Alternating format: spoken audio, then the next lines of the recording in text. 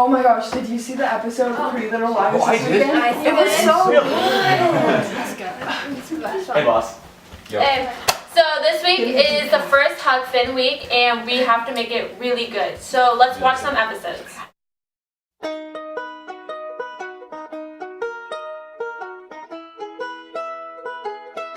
The book Huckleberry Finn by Mark Twain provides a unique look into the panorama of the religious views of the time. This presentation depicts Huck's progression through the religious and moral issues he faces.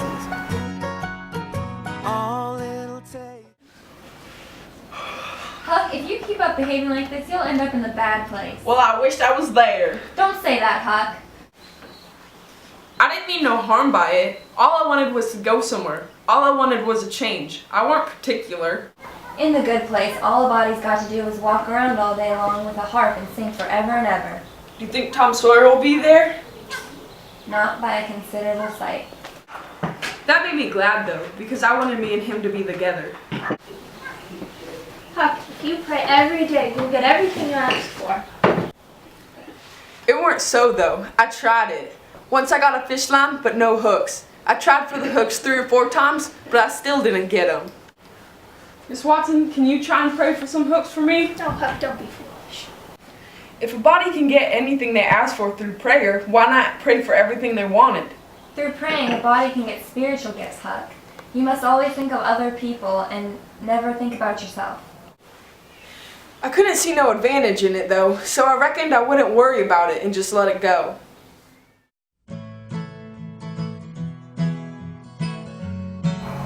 While staying with the widow Douglas, Huckleberry is kidnapped by his drunken father, who he calls Pat. In order to get away, Huck fakes his own death. In an effort to find his carcass, they float bread filled with quicksilver on the water, and Huckleberry begins to see some value in religion when one of the loaf actually finds him, though he is not dead.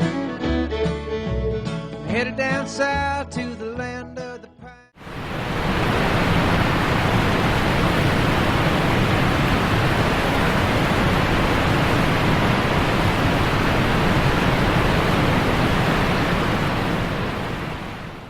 I happened to think how they always put quicksilver in loaves of bread and float them off, because they always go right to the drowned carcass. I reckon the widow or the parson or somebody prayed that this bread would find me.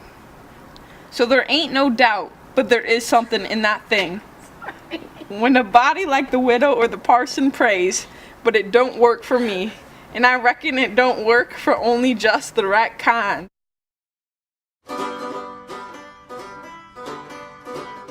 Huck and Jim get separated during a storm, and Huck finds his way to the home of the Grangerfords.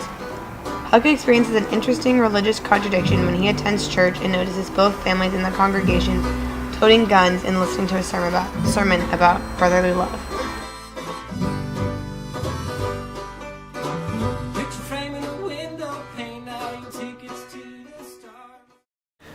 Next Sunday, we all went to church, about 3 miles, everybody a horseback. The men took their guns along, so did Buck, and kept them between their knees or stood them handy against the wall. Today we're going to be talking about brotherly love. Open your books to Psalm 104. The Shepherdsons done the same. It was pretty orny preaching, all about brotherly love and such like tiresomeness, but everybody said it was a good sermon, and they all talked it over going home, and had such a powerful lot to say about faith and good works and free grace and predestination, and I don't know what all, that it did seem to me to be one of the roughest Sundays I had run across yet.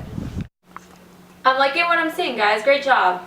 I saw you write something down. What were you thinking? I wrote how Huckleberry Finn demonstrates the art of lying as a form of survival and as a form of identity formation. And religion is a dubious avenue for knowledge, as it is a romance of traditional literature. Throughout Huckleberry Finn, the romance of Tom's World, the literature of Sir Walter Scott, as many critics have noticed, is rejected in favor of the real world of the river. However, Huck finds it essential to learn the art of lying as the novel proceeds.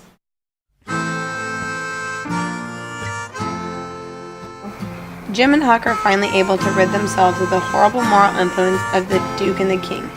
But Huck reaches a point where he must battle between the religious teachings and the legal code of that time.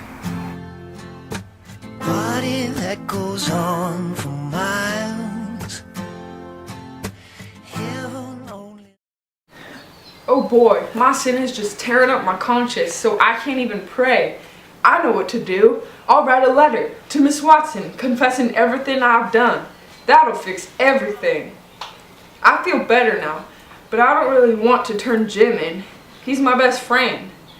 It seems like if you do good, you feel bad, but if you do bad, other people feel bad. Alright, I'll go to the bad place. Ain't no way I'm turning in my best friend.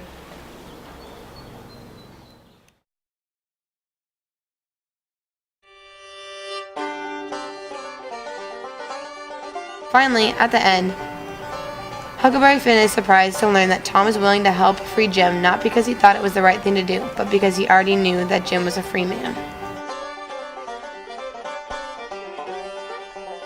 Rye whiskey makes the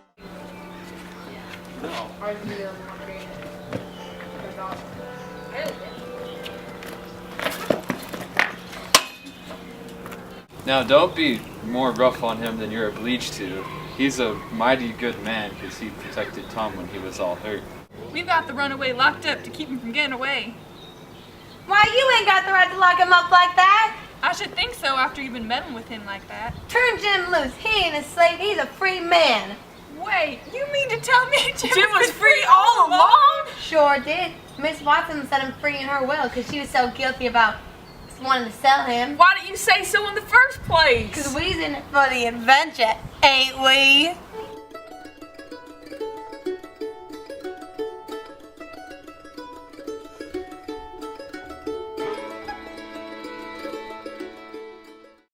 It looks spectacular. I really think that the audience is going to love this series. Does anyone have any comments? Well, I thought that Twain was best known for being a humorist, a user of irony, and writer of satire. He uses Huck as a relatively naive narrator to make ironic observations about Southern culture and human nature in general. Sometimes Twain seems to aim his irony at Huck, while other times Huck himself is an ironic and detached observer. So I feel that Twain shows throughout the novel that his view of religion is satirical.